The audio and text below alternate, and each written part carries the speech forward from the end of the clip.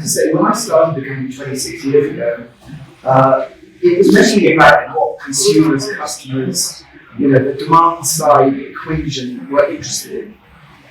And back in those days, there wasn't really much talk of CSR, corporate social responsibility, as it came to be known.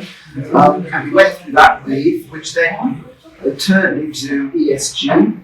And a few years ago, that was developed further into sustainability. I have to say that one of the issues that I've always found when we've run many conferences like this in London is that many of the stakeholder groups get confused by what all the issues are that reside in those titles and what their relative importance is to businesses and to them as stakeholders. And so, one of the things that we are going to talk about today is, what is the definition of sustainability? What are the issues that affect different stakeholder groups, and what is their relative importance to those stakeholder groups? It's a very big issue. I was talking to somebody, a client the other day, who was going to run an internal workshop about sustainability, and we were chatting about the 17 Sustainability Development Goals, and almost for a joke, we had a little quiz where we actually asked everyone in the audience, could you please write down on a piece of paper what 17 Sustainability Development Goals are? And I swear, no one got more than about 3 or 4. And even when they were explained, they were scratching their heads slightly about what they meant. And this is one of the big challenges that the UN's got. Their branding is not clear, the explanation is not clear, even though the underlying things that it relates to are extremely important. Now, one of the issues that sustainability has done is move the emphasis very much away from just customers and consumers. Clearly, they are very, very important, but it's moved it towards the other stakeholder groups, particularly staff. Nowadays, staff are probably the most demanding, and partners are the most demanding as to whether or not companies are actually complying with things that they consider to be good from a sustainability point of view. The other group, which don't always necessarily behave, I have to say, is the financial community. And I don't know how many of you are aware of a chap called Terry Smith, who is based in London and runs a very successful firm called Fundsmith. He went on record about a year or so ago pretty much rushing sustainability. He was saying sustainability is only of any importance to investors to the extent that it's going to have an effect medium to long term to the financial performance of companies. And many of the things he said that companies were doing would not do that. They would be costs rather than benefits.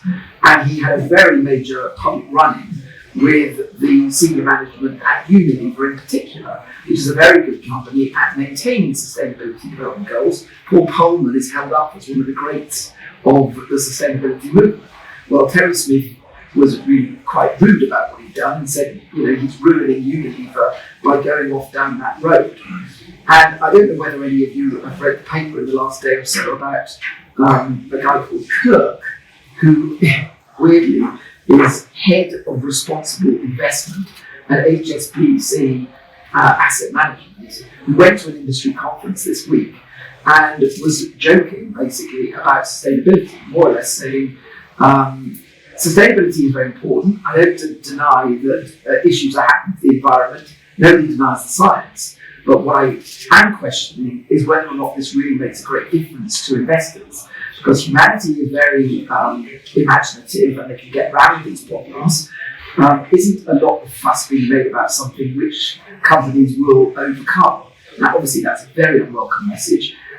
He compounded his error by actually saying, and anyway, who cares if Miami is 6 meters underwater 20 years from now? Anyway, as a result of that, Noel Quinn, the CEO of HSBC, has suspended him until further notice.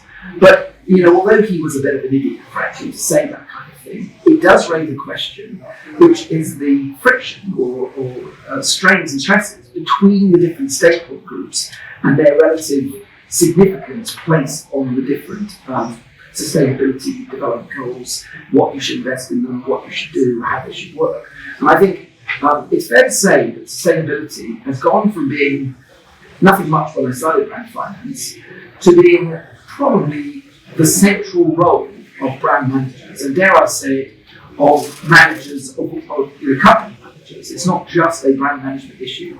is a fundamental management issue to all organisations, and they have to work out what they're going to do, with staff breathing down their neck and investors breathing down their neck. Now that is the background for this evening's session. My son, Robert, who actually works at Brand Finance as our Director of Sustainability and Strategy, is going to give a brief presentation about those subjects that we just talked about. And we are then going to have a panel, which I hope will stimulate a lively debate. I will kick off a few questions, which we pre-arranged, just in case nobody's got the questions, but I'd be surprised if there aren't quite a lot of responses. So with that, I'm going to hand to Robert and let him give you his presentation on the issue. Well, thank you everyone for coming, for braving the pretty challenging climatic conditions outside. And thank you so much to HCL for making all this possible. We're a real privilege, thank you. Okay, so as David mentioned, sustainability has been really high on the agenda at Davos this year. But hopefully I can kind of give a slightly different, unique perspective that will kind of challenge some assumptions that you may have. So we've got a fairly mixed audience here in terms of professional background. So I'll start with a few definitions. So what do we mean by brands? So brands are marketing-related intangible assets, including but not limited to names, terms, signs, symbols, logos, designs, intended to identify goods, services or entities, creating, and this is the key bit, distinctive images and associations in the minds of stakeholders that generate economic benefits. So why do brands matter? Well, as we've touched on already, it's not just consumers and customers that brands. Bit of feedback here. It's not just consumers and customers where brands are relevant. With customers, brands can generate higher sales volumes and allow you to support price premiums and higher margins. But also with suppliers, it can help you to lower prices and generate better terms. And you can also have a higher willingness to partner from suppliers. With staff, you can lower recruitment costs, you can generate higher retention, you can lower your borrowing costs by attracting finance more effectively. With regulators, there may be a higher propensity to award or authorise contracts. And then with the media and NGOs and the public, who are important intermediaries, you can positively influence these stakeholders. And whilst you can't escape well-merited scrutiny, you can certainly influence the perceptions of those groups. And what do we mean by sustainability? Well, in the simplest terms, we mean meeting the needs of the present without compromising the ability of future generations to meet their own needs. And traditionally, there's been this sort of tripartite approach to sustainability, covering the social, environmental, and economic. As David mentioned, we've since developed a much more nuanced understanding of what sustainability is. One of the most widely used frameworks, of course, is the 17 UN SDGs, but there are as many frameworks for understanding sustainability as there are different themes within it. So where do brands and sustainability align? Well, if we take that first group, we can use exactly the same framework. So we look at consumers, sustainability is becoming increasingly important, so you can identify new parts of the market that are emerging with sustainability conscious consumers, or you can attract consumers from the mass market who are conscious of the laggard environmental or social performance of traditional brands. As David was mentioning, with staff, it's becoming increasingly important for millennials and Gen Z to work with businesses that have at least a minimised environmental and social impact. And increasingly, many people are keen to work for mission-driven businesses. Regulators are, of course, very, very concerned about all issues surrounding sustainability. You may well see increasing amounts of environmental regulation, particularly coming down the track. Financiers, as David mentioned, they're very, very concerned about sustainability in regards to ESG. And ESG compliant financial products are growing at a CAGR of 7%, which is more than double that of non-sustainable branded products. And of course, journalists, the media and the public are extremely concerned with sustainability too. So where does brand finance come into this? Well, we have a three-phase approach to the way that we work with clients. We start off with research and analytics, and then we usually translate that into valuation, and then we use that to inform strategy. We work with clients from every sector, and we have offices around the world, and we work with clients from every geography. for over 25 years. So how do we evaluate brands? Well, the main way that we do that is through this huge study covering over 100,000 consumers every year, where we ask them about 4,000 brands across 29 sectors. We ask brand funnel questions around awareness, familiarity, and consideration. But the key question that we ask when it comes to sustainability is this brand attribute question. So the consumers who answer this survey are presented with this menu of options, and they have to select whether the brand that in their mind is associated with them. So for example, do they see the brand as modern? Do they see it as stylish, innovative, popular, etc.? And the key one is, do they see that brand as committed to sustainability? So the initial cut of the research that we can show here is for the cosmetics sector. And as you'd probably not be surprised to see, The Body Shop, Yves Rocher and Natura, who have really based their identity around sustainability, are seen to be the most sustainable brands, whereas more generic mass market brands like Nivea, Gillette and Pantene, less so. The same is true in the retail sector, where Woolworths and John Lewis, who are mass premium brands who have really focused on social and environmental responsibility, are seen as sustainable, whereas brands like Amazon and Walmart have a more middling position. So what does that really tell us? Well, it certainly tells us that sustainability is important and many brands are seeking to achieve it. But we can go one step further with a process called brand drivers analysis. So with the market research exercise that we do, we ask those questions and we ask whether consumers consider a brand. And we can look at the variability of that, and then also look at the variability of the attributes that consumers associate with those brands, and then run multiple correlations and layer on those correlations on top of one another to determine the relative importance of each of those attributes in affecting whether a brand is considered by consumers. The final output of that is a table such as this. This is just indicative to show the relative importance of these different measures in determining choice, of which sustainability is one. So here's a sample output for the auto sector. So we can see that traditional factors such as value, range and service dominate in terms of their role in affecting consumer choice. But we also see that sustainability does play a significant role, accounting for 5.5% of choice. And then we have an aligned measure about whether brands are perceived to care about the community, accounting for 4.9%.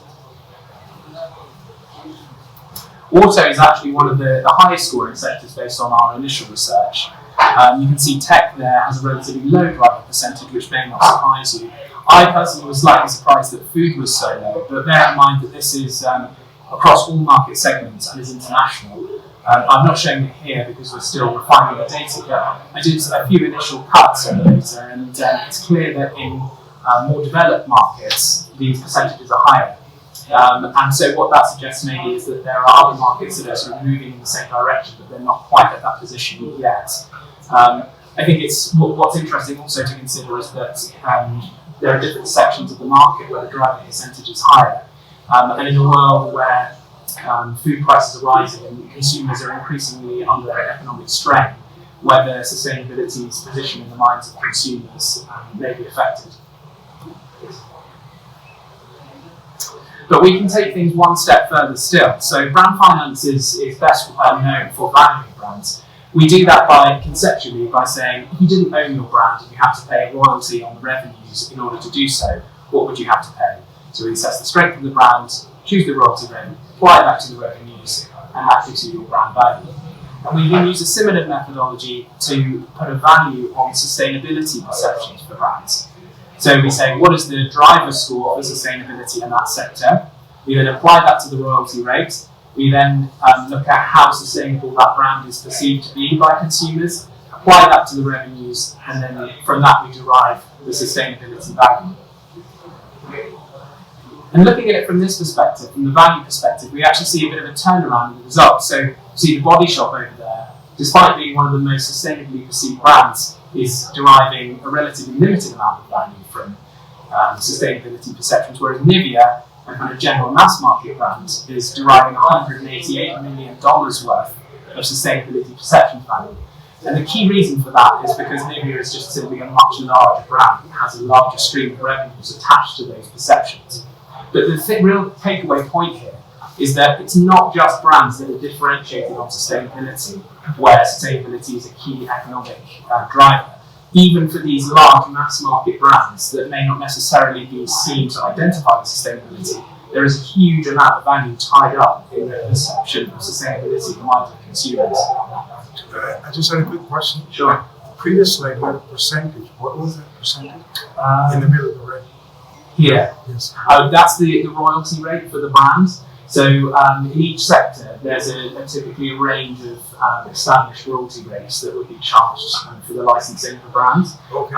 In luxury, it might be a higher range. In the commodity sector, it might be lower. I'm happy to take some more questions at the end on the technicals. And then if we look at the retail sector, we see a similar effect. So Amazon, a relatively middling brand in terms of sustainability perceptions, is actually the brand that has the highest sustainability perceptions value of the brands that we've so far looked at. So that has $8.5 billion worth of value attached to sustainability perceptions based on our current analysis. And you can see a selection of brands, other retail brands here, showing that there really are hundreds of millions of dollars worth of value attached to this.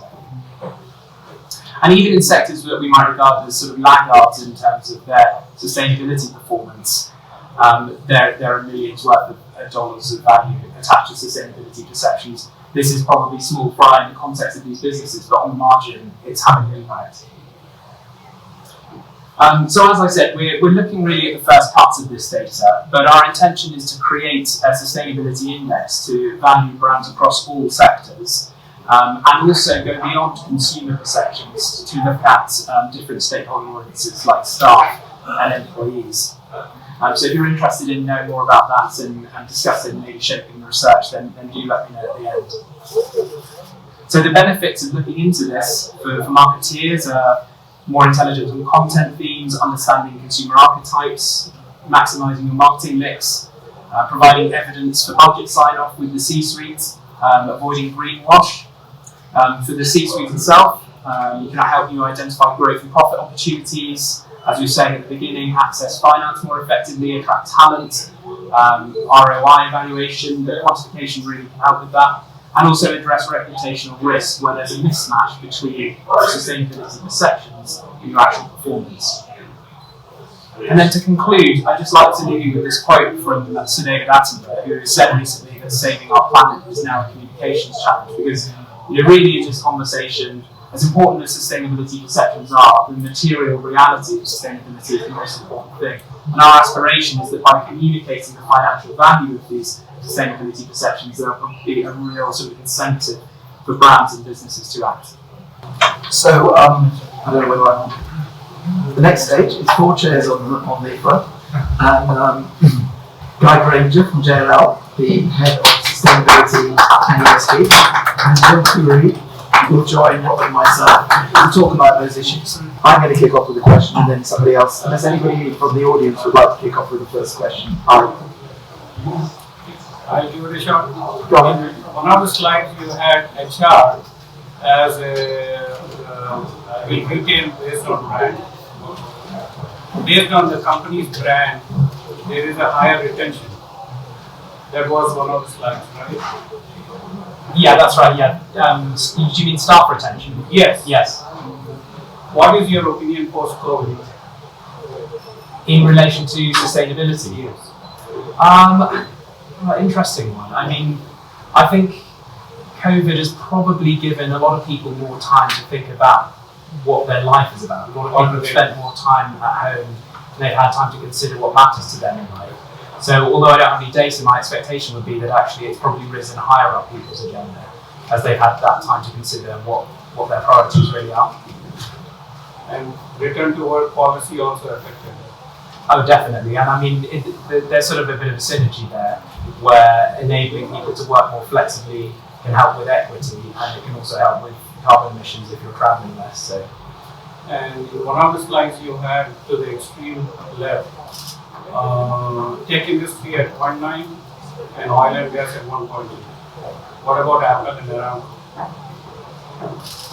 Well, yeah, that's it. Sorry. No, that is an interesting one. I mean, I think there may be some tech brands where the driver percentage is slightly higher. There are exceptions where they're operating in a certain segment of the market. I'm just going to build on that. Just since you're taking the floor now, based on your presentation, one of the interesting things I picked up, and this is probably the point of this panel today, is on your slide in the cosmetics space. You had Natura and the Body Shop.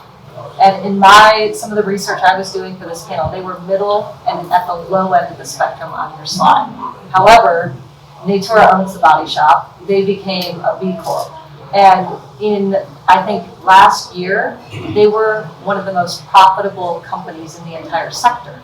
So, but they're scoring very low from a sustainability perspective. So where they're scoring low is in terms of the total value attached to their sustainability perceptions. So that doesn't mean necessarily that they are not perceived to be doing well. It doesn't mean that they're not performing well in terms of material sustainability performance. Yeah, but it's perception, right? That scoring was based on. Yeah, and I guess what that goes to show is that although there are brands that can really differentiate themselves on sustainability, and there is this market niche for kind of a brand that totally embodies that, there is also a mass market for whom it matters a bit, and for whom you have to cater to, if you were say a Nivea or a Garnier, but for whom it only matters to a certain degree. So the Naturas and the Yves Rocher of this world, there are still, as much as we might like it to be otherwise, there are some limitations to the space in the market in which they're operating.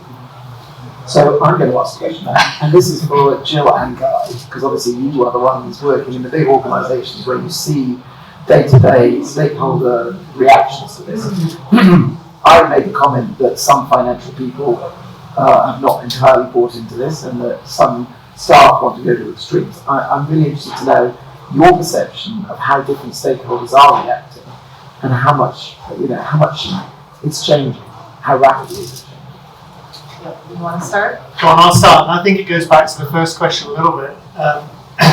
So we at JLL employ nearly 100,000 people around the world, and I'd say they are our biggest critics in terms of our sustainability strategy, and in a constructive way, that we have to speak very, very authentically to those people, because otherwise they can walk.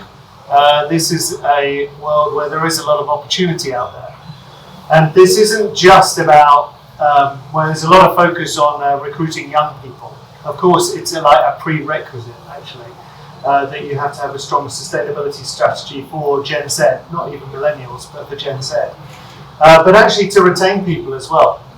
More and more people want to work for a company with purpose. And I think the pandemic actually exacerbated that, and everyone came back saying, I want to have meaning to what I do. And I think sustainability and purpose are inherently linked. The interesting thing for most businesses and brands is about the next 5 years, because it's been, I'd say, relatively simple to set targets, to set ambitions, and for CEOs to speak very eloquently about those ambitions. But now it's about action. It's about delivery. And I think that's where the staff will look at leadership, and they'll look at their managers, and they'll look at their peers and the opportunities. And I think for them, they'll vote with their feet. So I think actually more so than investors who will give a bit more time, I think the urgency lies with staff. Certainly that's what we're seeing in our organisation. Yeah. I don't know about you. No, I agree with you.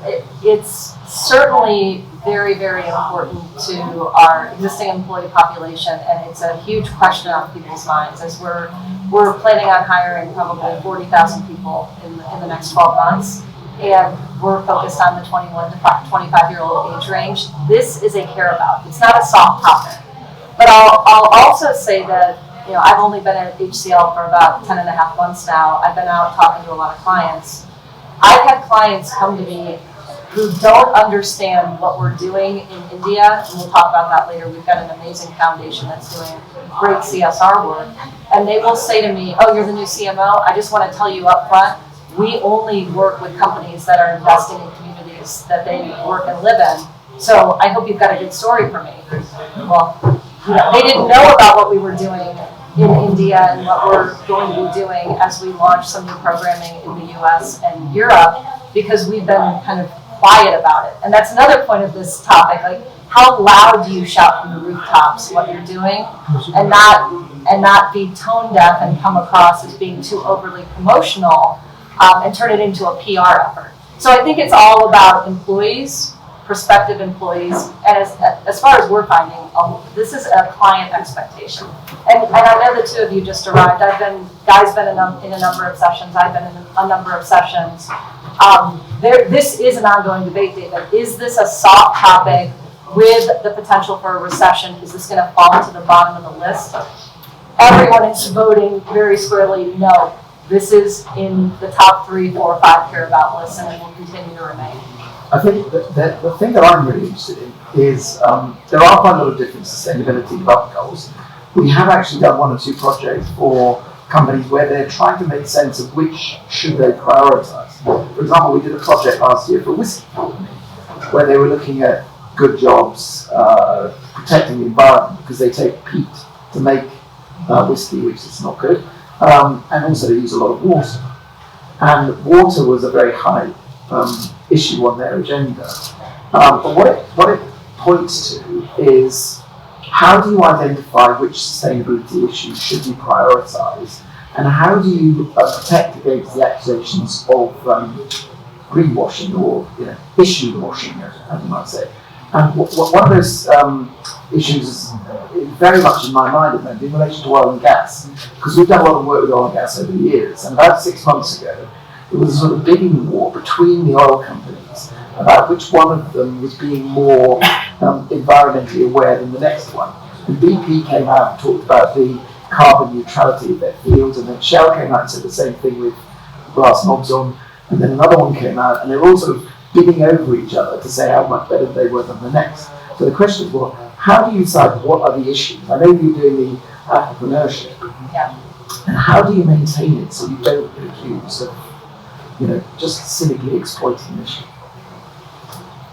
I think the first thing to do as a company is to work out how your core business can have a positive impact on the world. And then you will gravitate towards certain SDGs or certain aspects around environmental or social impact. But if you stray too much from your core business, or maybe where you're located geography-wise in relation to India and water specifically perhaps, I think then you're not being true, right? So, and I think that's where oil and gas got a lot of criticism. And it's no good beating your peers if actually everyone else looks at you and say you're not actually being true to who you are, right? And what you've caused up to now. So I think what I would say is there's a lot of focus on carbon at the moment. There seems to be a big chase for companies to set carbon goals.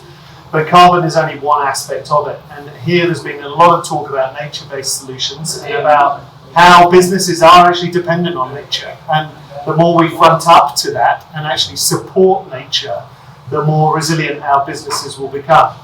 So I think you have to be true to what the core of your business is. With us, we're about the built buildings and the built environment, so the communities within them are very important.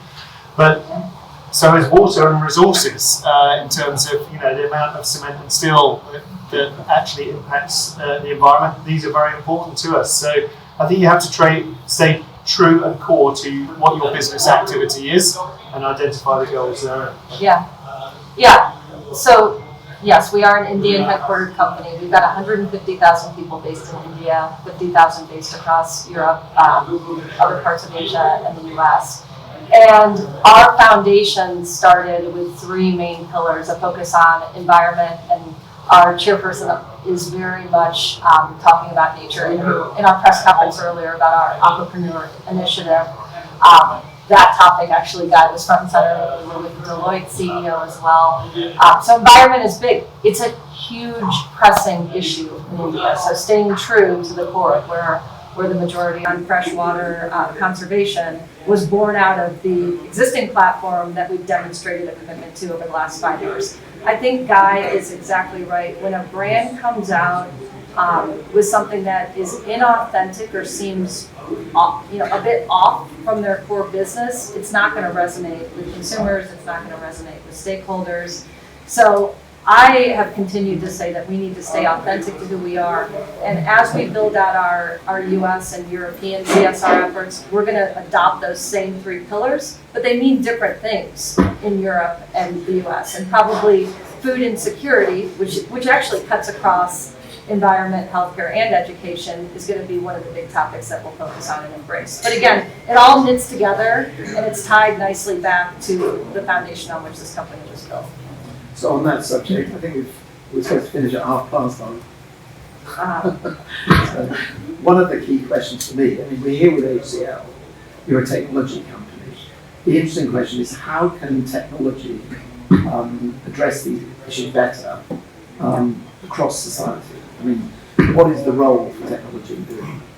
Well, this morning I sat on a panel with the head of sustainability for Anheuser-Busch InBev, and they are using blockchain to help track product through the supply chain. So there are obvious use cases around supply chain management.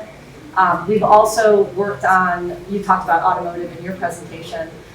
We've just recently done a project with a big auto manufacturer where we're doing digital twinning so people can do test driving experiences virtually versus getting into a car and impacting the carbon footprint. So there are a lot of, it's a little bit more selective in terms of what we're doing to impact our own footprint. The obvious place is data centers. So we're focused on using renewables to power our own data centers. And that's something that you'll find, I think, across the tech space. Microsoft, I heard a story, has started cooling their data centers through using fresh water or ocean water. I don't know the details of it, but the data center area is, I think, one of the key areas where a tech company can impact their own carbon footprint. But beyond that, there are so many use cases that can be applied to companies across industries. But I think CPG and auto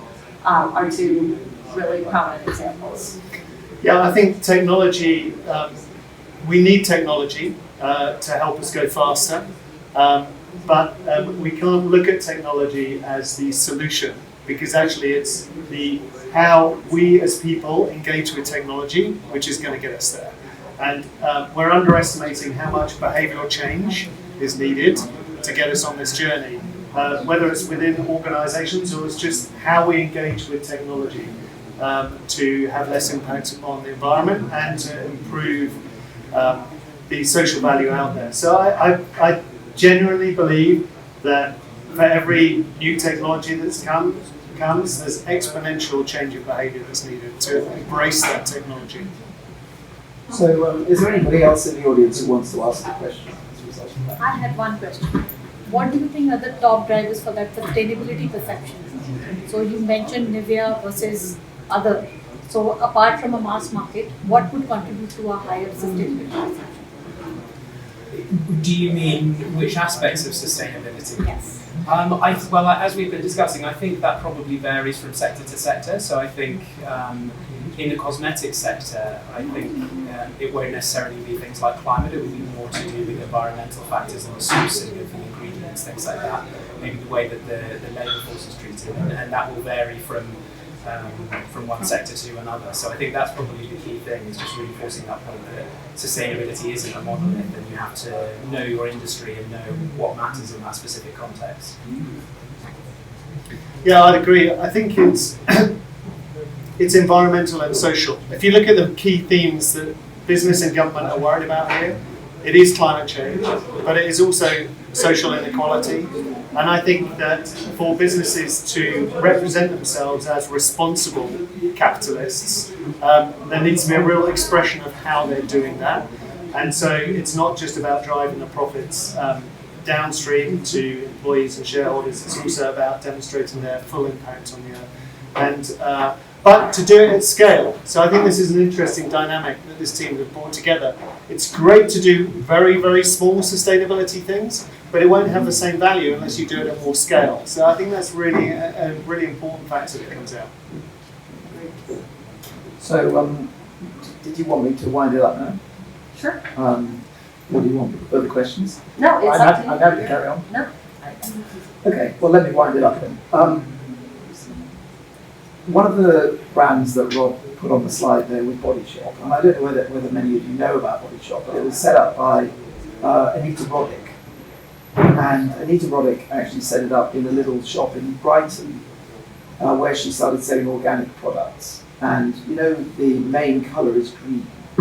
Well, apparently the story is that she didn't make it green because they were a green company.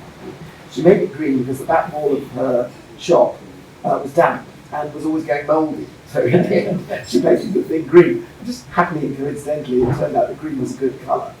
But then, slightly more seriously than that, a few years later, their big claim was, we don't test any of our products on animals.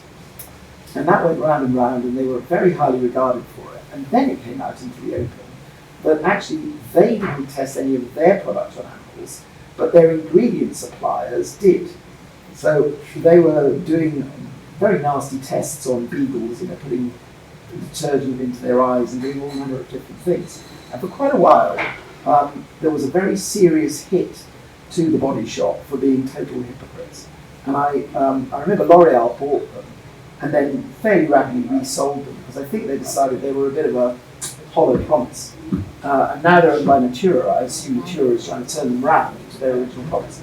The thing that I would like to say about this whole area of sustainability, and I think it's sort of come through in some of the things I've said and the things that Rob said, it's about looking at the detail of what the sustainability issues are, looking at what customers, consumers, staff really care about, analysing how well or badly you're doing, and coming to a really clear picture about what you should do to differentiate yourself.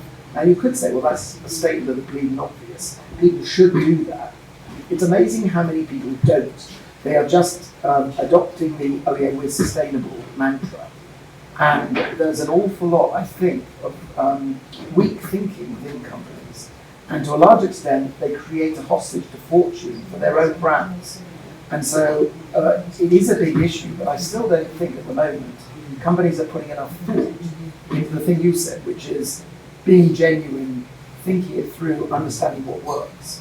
And I think, you know, the big challenge of this, now that it's front and centre, companies need to spend a lot more time, not necessarily more money, but a lot more time thinking through the issues so they get it right. And then they don't get people like Terry Smith or Mr. Kirk ridiculing, because it's fundamental to why they are successful as companies. And, you know, congratulations for the Aqua Entrepreneurship thing. I think it's a brilliant one and definitely fits the heritage of the company. And so it'll be interesting to see a year from now how it's going. I'm sure. We'll check back I with wish it Davos. well. Thank So you. thank you for everyone on the panel. Thank you for inviting us. And thank you for coming.